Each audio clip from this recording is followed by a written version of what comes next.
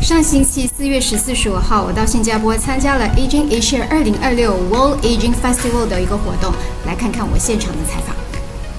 咁 among 咁多個 booth 咧，我覺得有一個 booth 係最吸引我，因為最好玩就係呢個 booth 啦。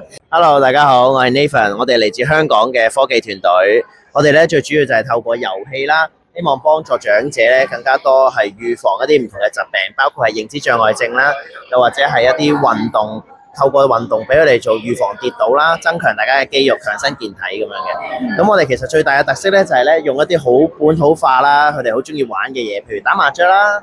譬如咧，我哋有支毛筆可以寫書法啦，又或者咧，我哋有啲係譬如去街市買餸，或者係去呢一個飲茶，咁啊做翻啲日常訓練。咁咧，我哋呢一個就係叫老友記嘅平台啦。咁其實佢有喺度玩咧，就好似正常咁麻雀打喎。但係最大嘅特別咧，其實佢會分析到你嘅出牌嘅時間啦，或者擲色仔可能你要計數啦，有時會考你喎。咁有時咧就可能係到底你有冇專心緊？人哋碰你，你有冇人哋有得俾你碰？你有冇碰到啊？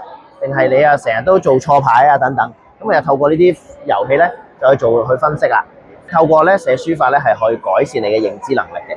最特別嘅係寫完咧可以簽名，跟住我哋可以喺WhatsApp send 俾朋友啦，可以 print 出嚟啦。好啦，咁我哋其實咧成個遊戲咧，我哋就有好多唔同嘅語言嘅，咁包括咧係頭先見到嘅簡體中文啦，或者我哋可以變翻做英文啦。咁咧就可以適合唔同嘅人啦。咁其實咧最大嘅特色咧就係佢可以咧用屋企，如果你有咁大嘅電視機又固然可以用啦。如果唔係咧，亦都可以用平板玩嘅。就係將傳統好悶嘅一啲物理治療訓練咧，即係你可能以前醫生成日叫你翻去踢下隻腳啦，喐多啲啦，我哋就可以變成咧一個咁好玩嘅，可以同朋友一齊對打嘅遊戲。咁同埋咧，好似頭先咁講，都係咧全部有數據分析到嘅。咁我哋有好多好得意嘅遊戲啦，包括係射箭啦，好多長者冇機會玩過嘅。咁咧，我哋又可以玩掉飛鏢啦，因為成日話認知障礙症咧冇藥醫，翻唔到轉頭。